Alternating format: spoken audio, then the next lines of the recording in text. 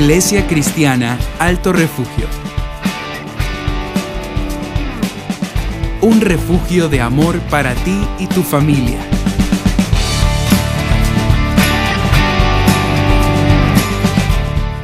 El mensaje para hoy.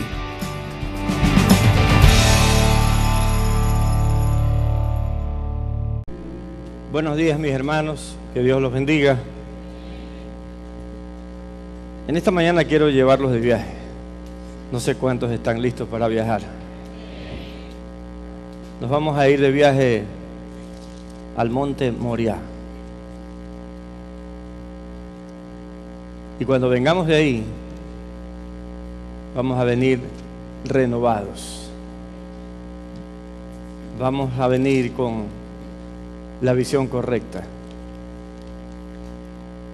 Quiero hablarles en esta mañana de la fe de Abraham, ese gran patriarca, padre de la fe y padre de todos los que tenemos fe. Pero quiero que comencemos leyendo el libro de Hebreos, en el capítulo 11, versículo 1.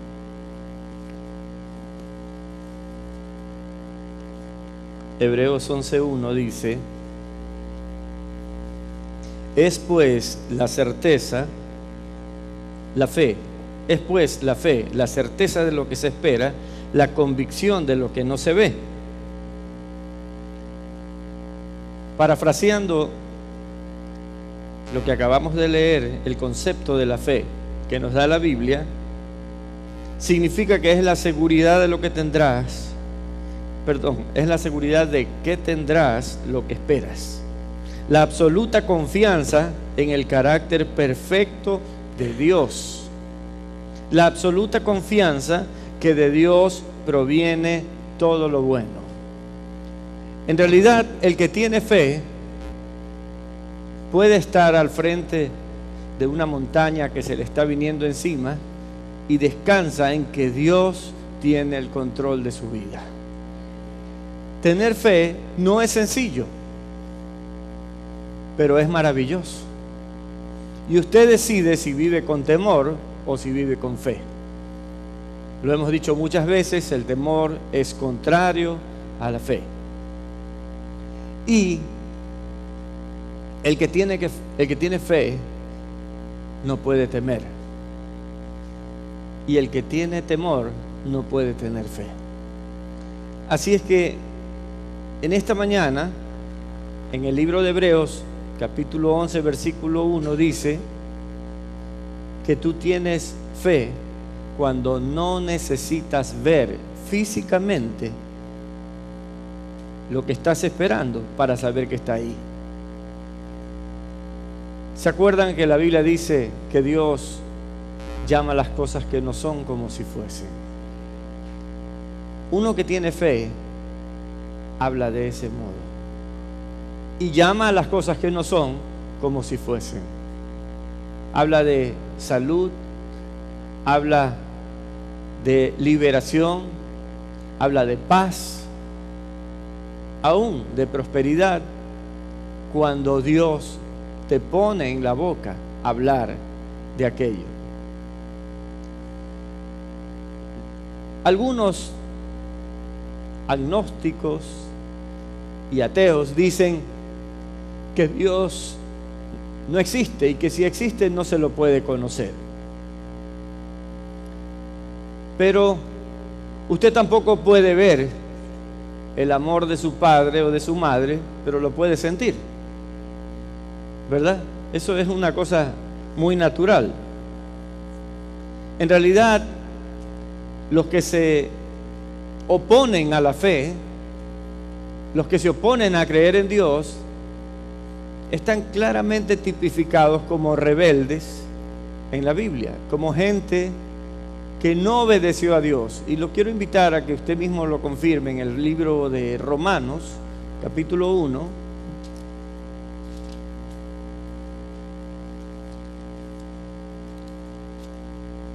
Voy a leer desde el versículo 18. Dice así: porque la ira de Dios se revela desde el cielo contra toda impiedad e injusticia de los hombres que detienen con injusticia la verdad. Porque lo que de Dios se conoce les es manifiesto, pues Dios se lo manifestó. Porque las cosas invisibles de Él, su eterno poder y deidad, se hacen claramente visibles desde la creación del mundo, siendo entendidas por medio de las cosas hechas, de modo que no tienen excusa. Los que dicen que Dios, Romanos 1, 19, del 18 al 20,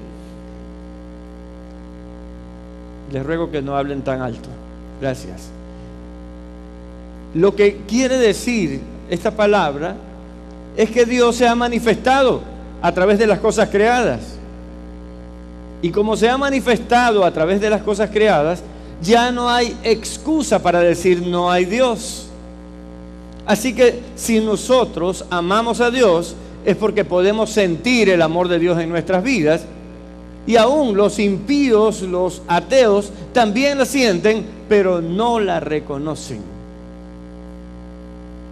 Un niño le dijo a su mamá: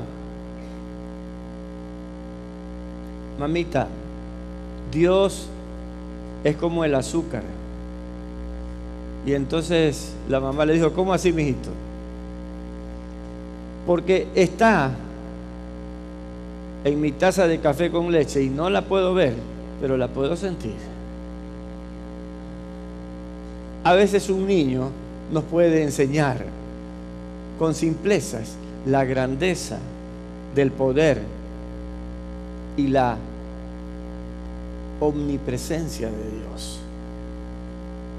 Así que usted no necesita ver a Dios para saber que existe. En cierta forma, la fe siempre está enfrentada a circunstancias. Usted tiene circunstancias diferentes en la vida que atentan contra su vida. Y entonces su fe es la que comienza a tomar cuerpo en usted. Es como un banco, la fe es como un banco de fortalezas que enfrenta a diario las adversidades. Pero lo paradójico es que estas fortalezas se asientan en nuestra incapacidad de resolver problemas, es decir, en nuestra debilidad. Qué extraño que nuestra fortaleza se asiente en nuestra debilidad. Pastor, lo que usted está diciendo no tiene sentido. La verdad es que la fe tiene una racionalidad divina, no una racionalidad humana. ¿Se acuerda que Pablo le dijo al Señor: quítame el aguijón en la carne? ¿Y qué le contestó Dios? Bástate mi gracia, porque mi poder se perfecciona en la debilidad. Y Pablo dice: con gusto me gloriaré de mis debilidades, para que repose sobre mí el poder de Cristo. Mire usted cómo la fe tiene algo que no lo podemos definir racionalmente, pero que por supuesto la fe está ahí. Y la fe produce grandes y maravillosas obras. Jesucristo fue a resucitar a Lázaro y dijo: saquen la piedra. Marta dijo: Señor, tiene 4 días, está que apesta. Usted sabe que los muertos se descomponen, ¿verdad? Y comienzan a oler terriblemente. Entonces Jesús le dijo: no te he dicho que si crees verás la gloria de Dios. Mire usted, no te he dicho que si crees verás la gloria de Dios. Yo creo que Dios nos está diciendo eso en esta mañana a cada uno de nosotros. Nuestra fe tiene que ir mucho más allá que el simple creer en Dios. Tenemos que ir al monte Moriah. ¿Y sabe por qué al monte Moriah? Porque allá lo mandó el Señor a Abraham, para que él entienda qué clase de fe Dios había sembrado en su corazón.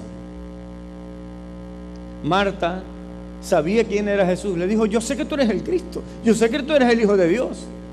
Y muchos de nosotros sabemos que Jesús es el Cristo, y muchos de nosotros sabemos que Jesús es el Hijo de Dios, y sabemos que es Dios mismo. Pero cuando viene una circunstancia, comenzamos a temblar como perro en canoa. ¿Ha visto los perritos cuando están en una canoa? Están que no saben a qué hora llega la tierra, están asustados. Pero no, en medio de las circunstancias es cuando nosotros tenemos que decir: yo tengo un arma para esto, mi fe. Y comienzo a ejercer mi fe. Ese es el punto de esta mañana. Cuando nosotros reconocemos francamente nuestra debilidad, es nuestra fe la que se ampara en el poder omnipotente de Dios.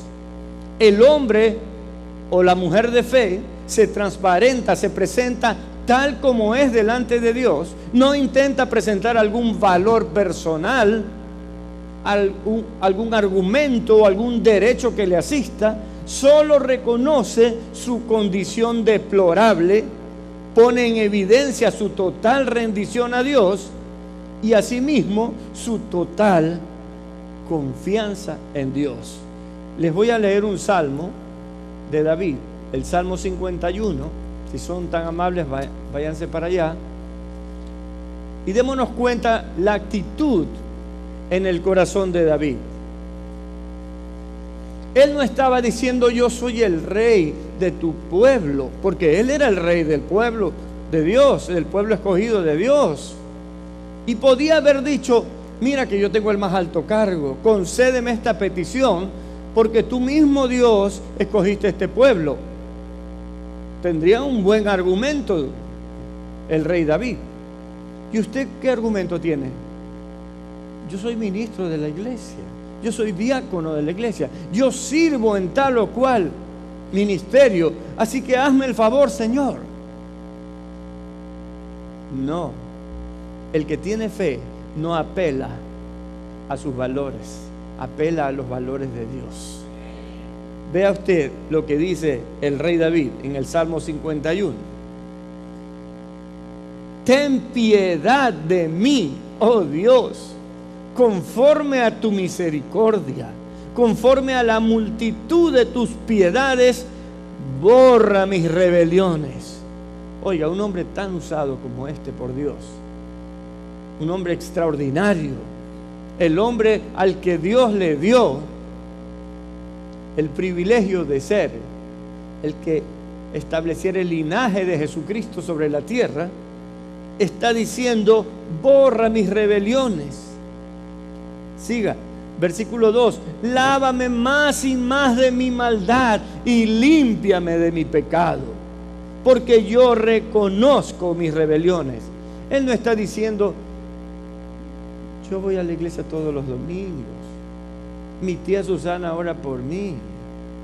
No dice eso. Él dice: yo tengo que reconocer que delante de ti estoy mal. Tengo que reconocer que delante de ti, oh Dios, estoy mal. Ya van reconociendo un poco más, tengo que seguir. 3, porque yo reconozco mis rebeliones y mi pecado está siempre delante de mí. Hermanos, ¿tenemos tentaciones o no tenemos tentaciones? Todos los días, a todas las horas. Por supuesto que sí. Y David no era la excepción, y usted tampoco. Uy, no, yo vengo orando 3 horas a mí. A veces hay religiositos que piensan eso. Cuando vienes orando 3 horas, estás más fuerte para combatir las tentaciones. Pero de que van a venir, porque el enemigo no se detiene. Versículo 4: contra ti solo he pecado y he hecho lo malo delante de tus ojos, para que seas reconocido justo en tu palabra y tenido por puro en tu juicio. Así es que, y si usted sigue leyendo el Salmo, David sigue presentándose delante de Dios tal y como era, desnudo, sin tratar de impresionar a Dios, sin tratar de mostrar un argumento que lo rescate o un derecho que le asista. No, Él se presenta como un necesitado, como un pobre de espíritu. Yo quiero que sepan que soy un pobre de espíritu. Yo tengo que reconocer que no soy nada. Si usted no reconoce eso, nunca podrá tener la grandeza que Dios tiene para usted. Siempre terminará viviendo como un intrascendente. Ahora, la fe, ¿dónde habita? Habita en el núcleo de nuestro ser, en nuestro corazón. Es una experiencia interior que nos permite expresar como individuos lo que somos delante de Dios. Un gran pensador del siglo XIX y teólogo y filósofo, Søren Kierkegaard, dijo esto: no me hace grande lo que me sucede, sino lo que yo hago. Preste atención, parece una frase sencilla, pero es muy importante. Lo que me sucede es lo que está afuera, es lo exterior. Y lo que yo hago es lo interior. Lo de afuera yo no lo puedo controlar. Usted no puede decidir que mañana llueva o no llueva. Usted sale bien vestido, con un terno blanquito, zapatos blancos, camisa blanca, corbata blanca. Poco más y la gente dice: ve un ángel, va por ahí. Y sale y va caminando por la calle y de pronto viene un aguacero de esos tremendos. Y un taxista que no es ninguno de mis hermanos que están aquí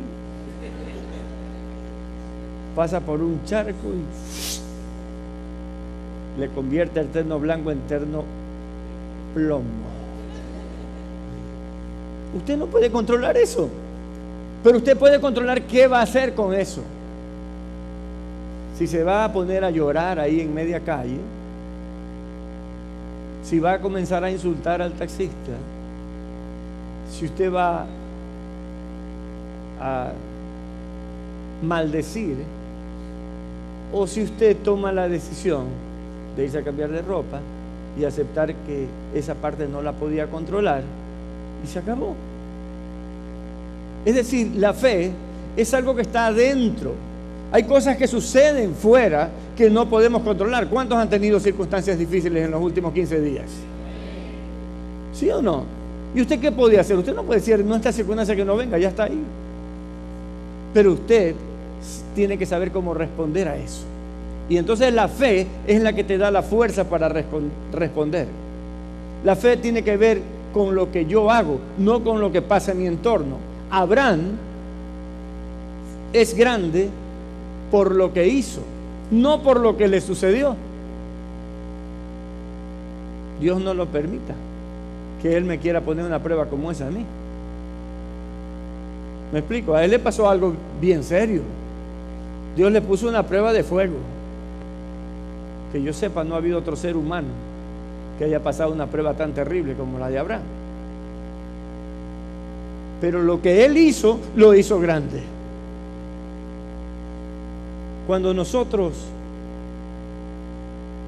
oramos y profetizamos sanidad o libertad o un cambio de circunstancias para la vida de otra persona, lo hacemos por fe. Lo hacemos porque Dios nos ha enseñado a llamar las cosas que no son como si fuesen. Y esto que lo hacemos, esto que decimos, no es de nuestro corazón, sino que Dios lo pone en nosotros si tenemos una relación que fluye con Dios. Claro, hoy hay muchos que se aventuran a decir: Dios me dijo,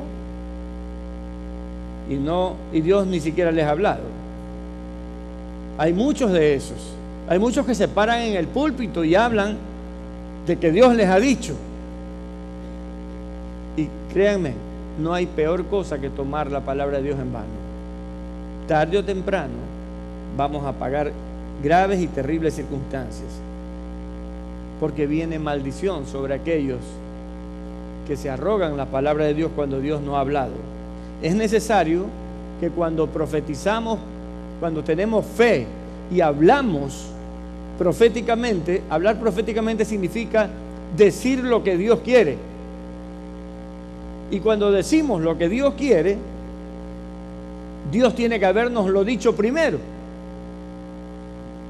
Digo que Dios tiene que habernoslo dicho primero. Porque no se trata de que yo diga lo que me gusta o lo que le gusta a la persona que estoy orando. Porque la Biblia condena a aquellos que endulzan sus lenguas, dicen, para engañar a otros. Solamente quiero que usted tenga claro esto, y si es tan amable, váyase al libro de Juan, capítulo 11, versículos 41 y 42. Es sobre la resurrección de Lázaro mismo. Y mire lo que está diciendo aquí. Entonces quitaron la piedra de donde había sido puesto el muerto, y Jesús, alzando los ojos a lo alto, dijo: Padre, gracias te doy por haberme oído. ¿Por qué dijo eso? Porque él había hablado con el Padre primero, antes de decir levanten la piedra. Porque él no hacía nada si el Padre no le decía que lo haga. Y usted también. Usted está en la misma condición y aún en mayor necesidad que la que Cristo estaba. Pero mira el versículo 42, dice: yo sabía que siempre me oyes, pero lo dije por causa de la multitud que está alrededor, para que crean que tú me has enviado. Así es que nosotros necesitamos hablar proféticamente. El apóstol Pablo dice, nos exhorta, nos anima a que hablemos proféticamente, y dice, pero sobre todo que profeticéis. Es decir, sobre todo que traigáis palabra de Dios al cuerpo de Cristo. Y eso es lo que debemos hacer. Más que decir lo que nos guste o lo que quisiéramos, tenemos que decir lo que Dios pone en nuestro corazón. Jesús dijo: mi Padre que ve en lo secreto te recompensará en público. Mi Padre que escucha mi oración interior hará que las circunstancias se acomoden a su voluntad. Ahora bien, en Génesis 22, vamos a leer del versículo 1 al 3. Dice así: aconteció después de estas cosas que probó Dios a Abraham, que probó Dios a Abraham, que probó Dios a Abraham, y que te va a probar a ti también. Y le dijo: Abraham. Y él respondió: heme aquí. Y dijo: toma ahora tu hijo, tu único, Isaac, a quien amas, y vete a tierra de Moriah, y ofrécelo allí en holocausto sobre uno de los montes que yo te diré. Oiga, esto está terrible. ¿Qué le parece? Dios va a probar a Abraham. Aquí la Biblia dice claramente: Dios probó. Ahora, lo que nosotros debemos entender es que Dios lo sabe todo. Pero Dios quiso que esta experiencia de Abraham quedara escrita en la Biblia para ilustrar de una manera vívida y espectacular la grandeza de un hombre que entendió a cabalidad el sentido, el poder y alcance de la fe verdadera en Dios. Por eso Dios bendijo a Abraham grandemente. Pero Dios lo sabe todo. Y como Él lo sabe todo, Él sabía cómo iba a responder a Abraham. ¿Sí o no? Entonces, ¿para qué lo probó? No para saber lo que tenía Abraham en su corazón, sino para que usted y yo supiéramos cómo es la fe que agrada a Dios. Y también para que Abraham supiera qué clase de fe le había regalado Dios a él. Por eso Dios le dio una bendición grande a Abraham y le dijo que su descendencia iba a ser como las estrellas. Dios somete a prueba a todos los que aman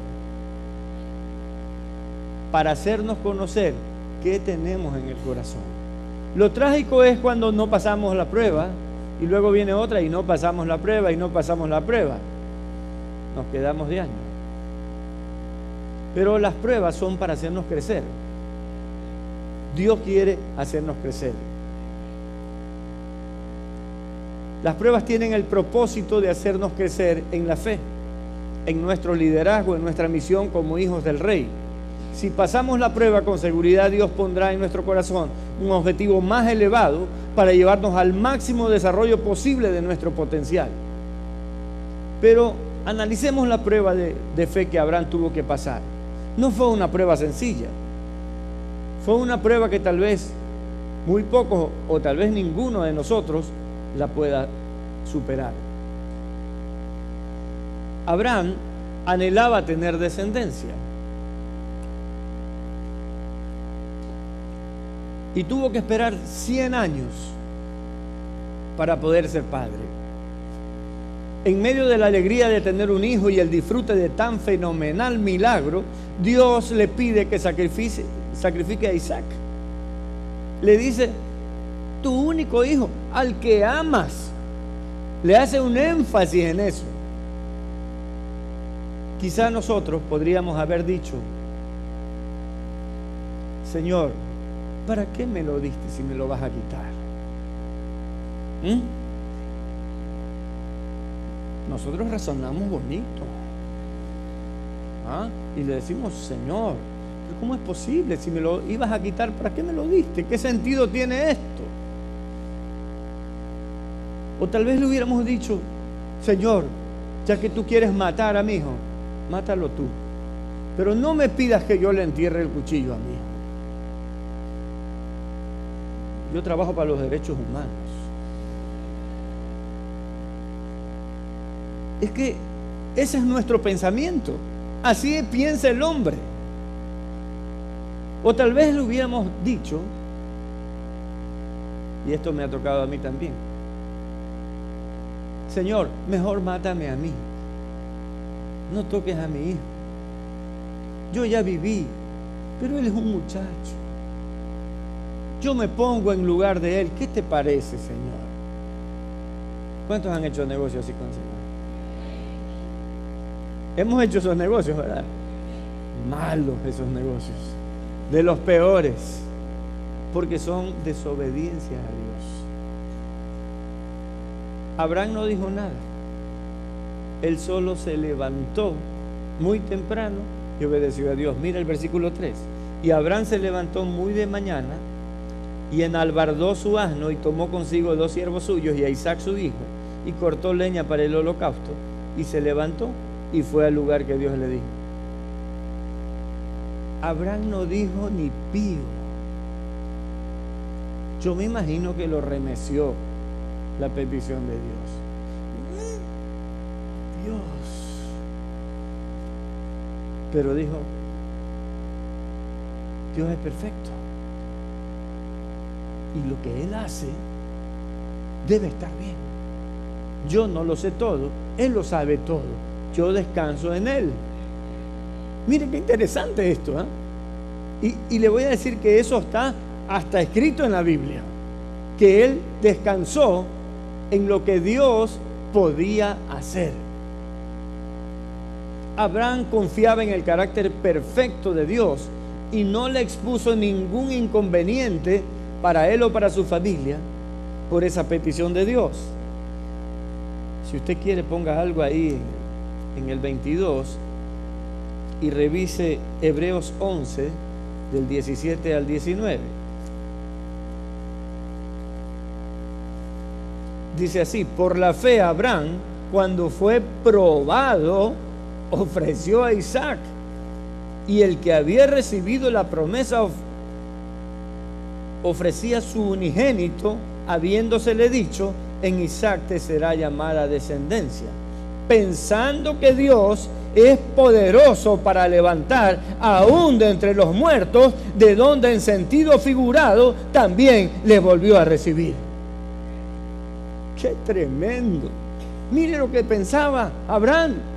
Y Dios permitió que esté escrito aquí, para que usted y yo entendiéramos que a veces las cosas y las causas se ven perdidas, pero Dios tiene el remedio, hermanos. Dios tiene ese remedio.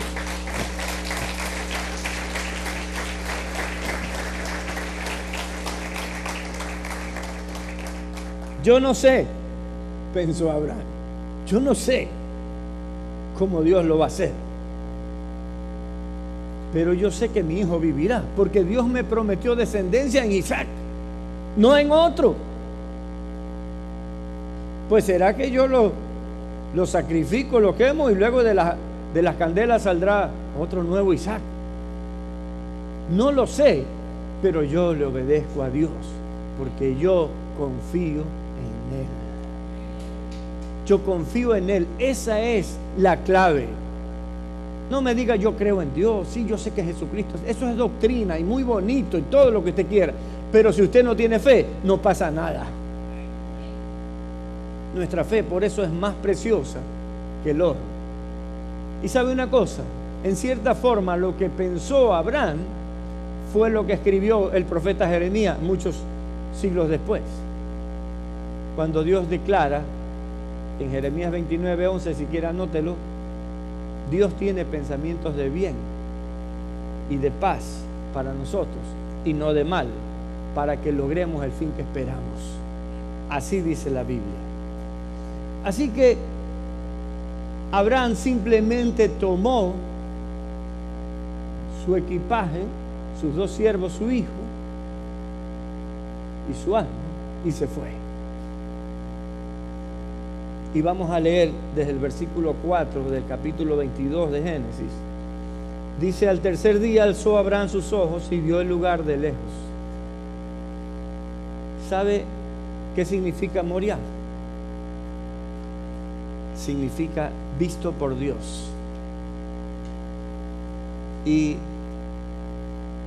muchos le llaman el monte de la visión, porque Dios ve primero que tú y que yo lo que Él quiere hacer contigo y conmigo. Pero Dios no quiere que tú metas las manos. Abraham no dijo: Señor, ¿por qué no hacemos que yo llevo media docena de corderos y los ofrezco en lugar de mí? Y así yo lo redimo, Señor. ¿Qué te parece? No, Él obedeció a Dios.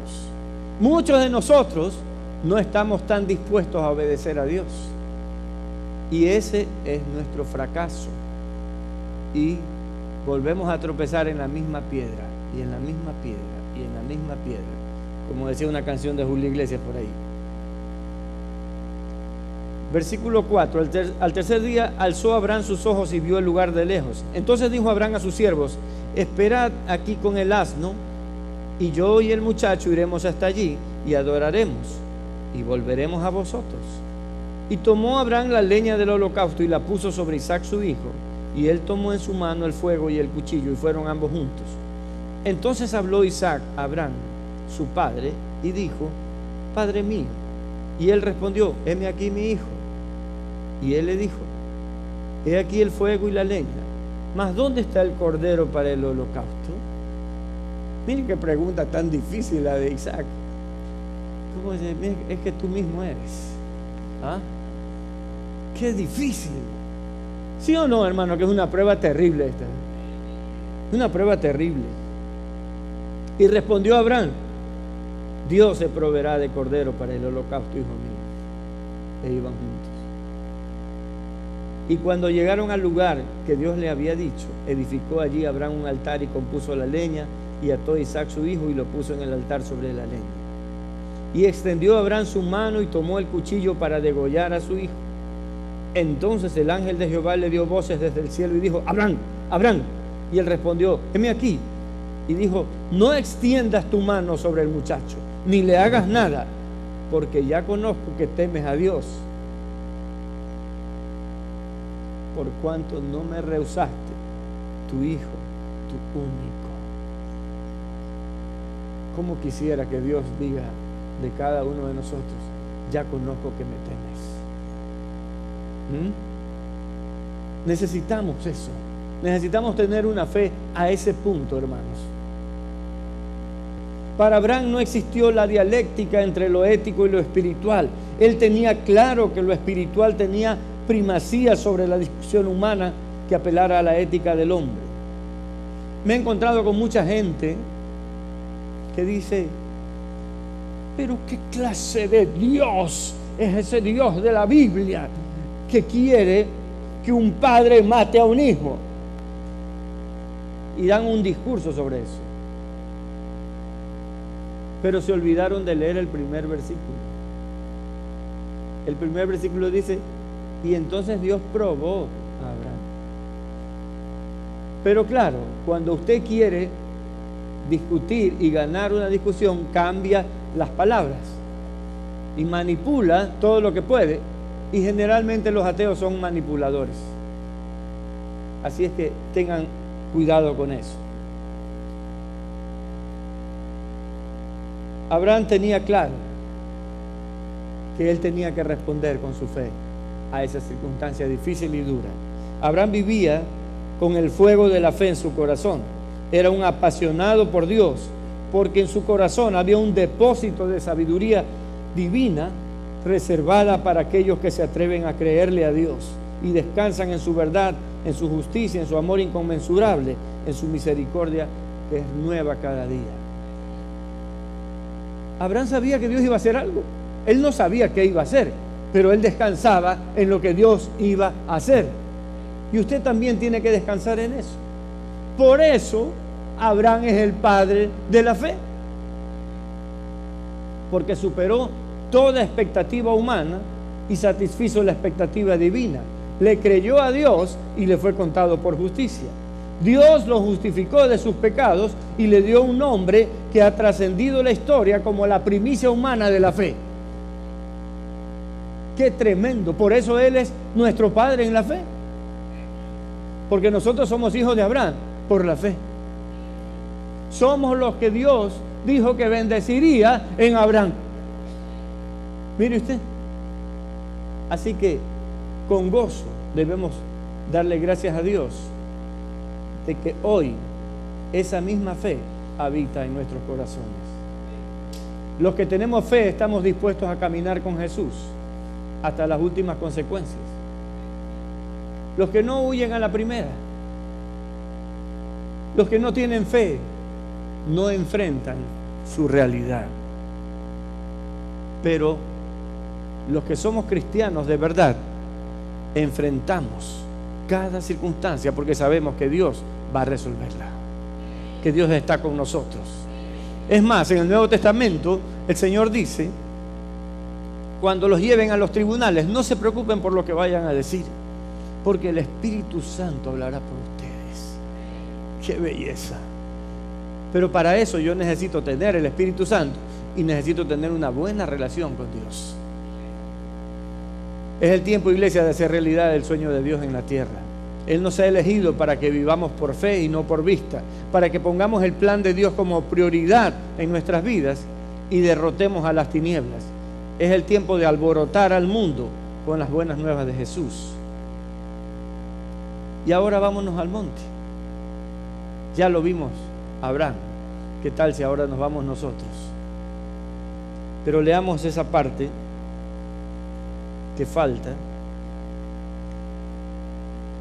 Versículos del 13 al 18, capítulo 22 de Génesis, dice: entonces alzó Abraham sus ojos y miró, y he aquí a sus espaldas un carnero trabado en un zarzal por sus cuernos.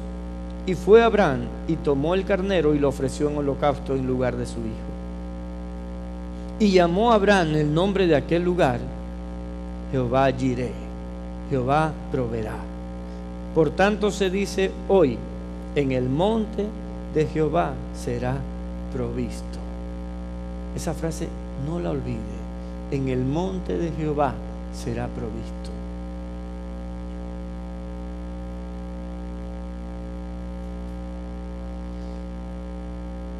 Y llamó el ángel de Jehová a Abraham por segunda vez desde el cielo y dijo: por mí mismo he jurado, dice Jehová, que por cuanto has hecho esto y no me has rehusado tu hijo, tu único hijo, de cierto te bendeciré y multiplicaré tu descendencia como las estrellas del cielo y como la arena que está en la orilla del mar, y tu descendencia poseerá las puertas de sus enemigos.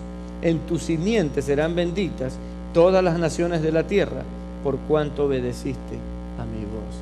¿Por cuánto qué? Obedeciste. Ese es todo el tema. Usted tiene fe cuando obedece a Dios. Dios había preparado un carnero para el sacrificio ritual. Abraham ofreció a Isaac de todo corazón. Él fue obediente. Dios recibió el sacrificio de Isaac. En cierta forma, Isaac murió porque lo entregó. Pero Dios le dio nueva vida a Isaac.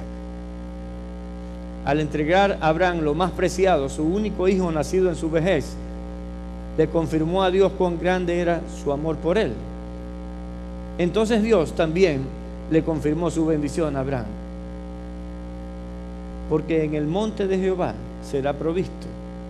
Cuando tú lo entregas todo, Dios proveerá.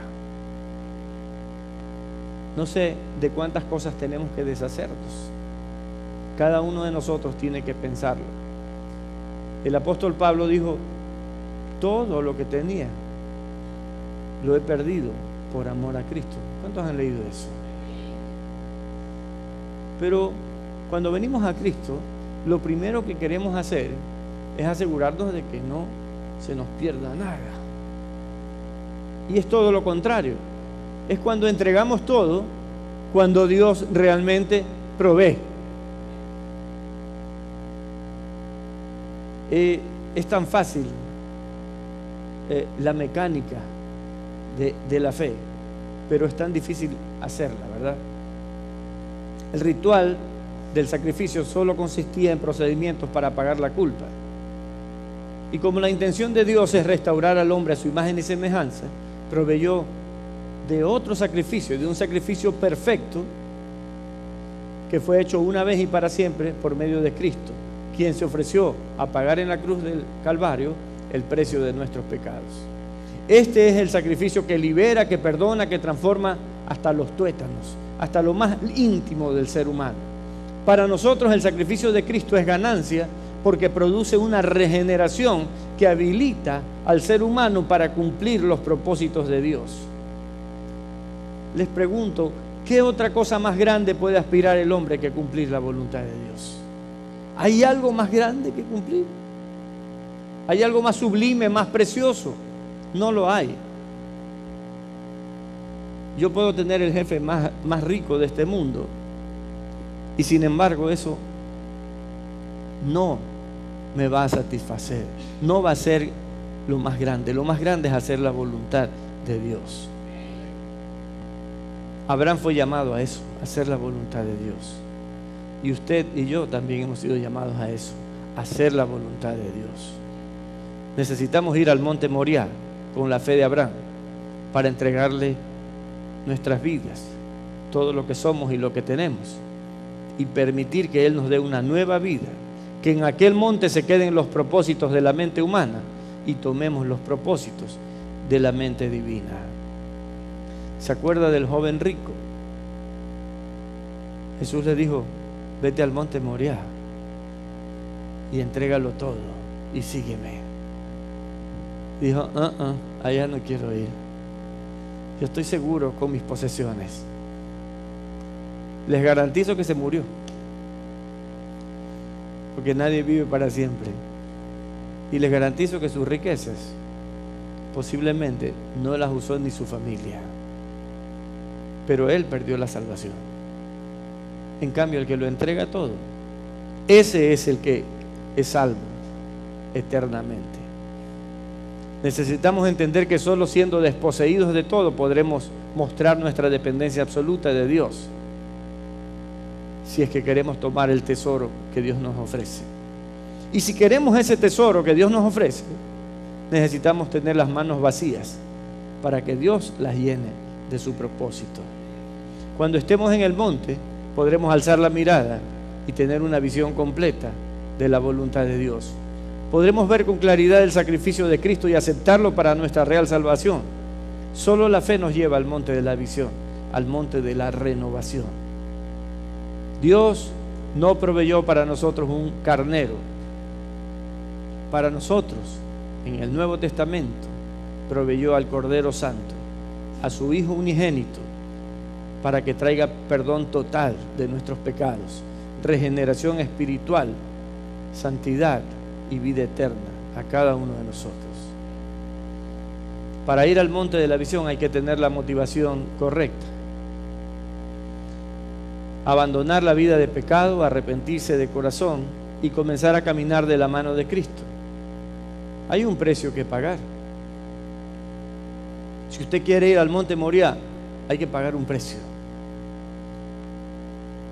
No sé cuántos tienen claro que han pagado el precio.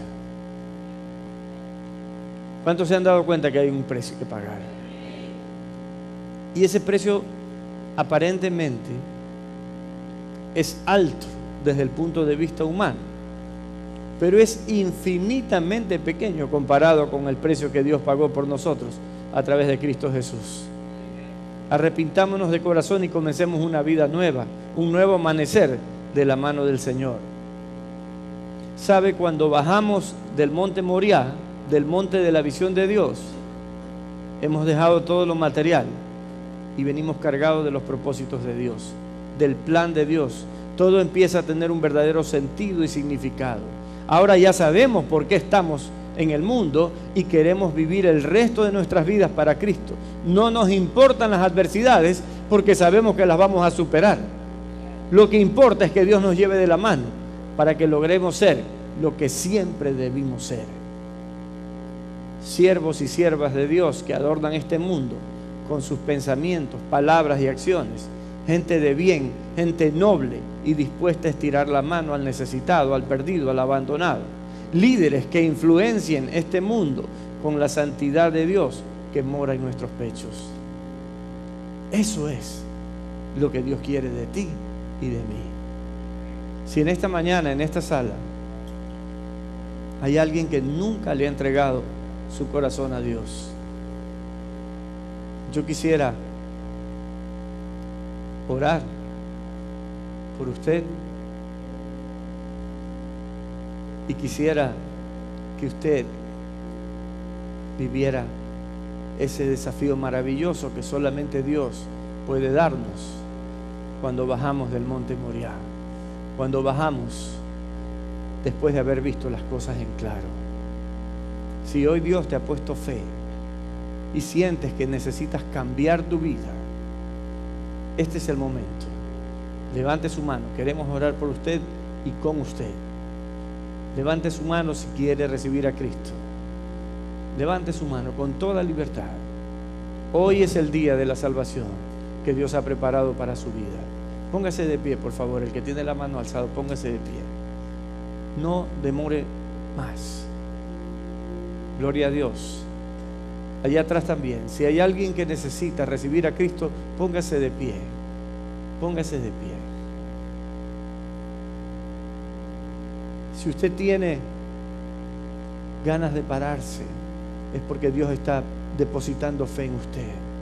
La fe es un regalo de Dios. Los que se han parado han recibido esa fe en este día. Dios ha estado trabajando en sus vidas y hoy es el día de su salvación. Así es que vamos a orar juntos. Yo voy a guiarlos en esta oración y ustedes van a comenzar una nueva vida de cambio, una vida maravillosa, nueva, una vida de paz, sin pecado, arrepentidos para siempre de las cosas negativas. No sé si hay alguien más, creo que hay alguien más que está luchando. La iglesia está intercediendo, porque no, las amarras del infierno no prevalecerán contra la iglesia del Señor, dice la palabra. Y en esta mañana desatamos todo trabajo del maligno en el nombre de Jesús, por la sangre de Cristo, la sangre redentora de Cristo. Bien, vamos a orar juntos. Señor Jesús, en esta mañana me arrepiento de haber vivido sin ti.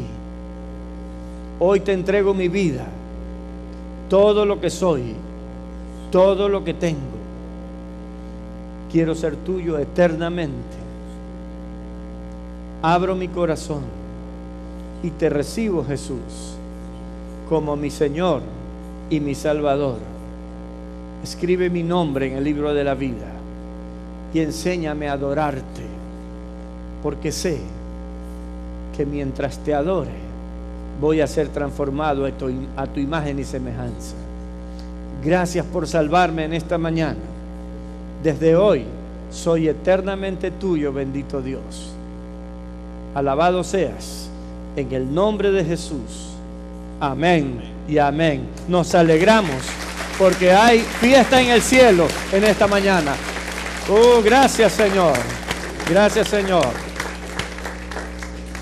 Dios, te damos gracias, bendito Padre, en el nombre de Jesús, porque has tocado las fibras de nuestros corazones y has traído a nuestras mentes, a nuestros corazones, a nuestro espíritu, el sentido real de confiar en ti. Señor, Abraham es un ejemplo para nosotros, algo que debemos hacer y seguir. Hoy nos comprometemos a descansar en tu amor, en tu misericordia, en tu verdad. No dejaremos que nada impida que lleguemos a ser lo que tú quieres que seamos, como seres humanos, como familias, como iglesia. Señor, sabemos que estás preparando un espacio grande para nuestras vidas. Hoy te rogamos que con tu callado endereces nuestros pasos y no permitas que nos desviemos ni a izquierda ni a derecha, y que podamos servirte hasta la eternidad. En el nombre de Jesús oramos. Amén. Iglesia Cristiana Alto Refugio.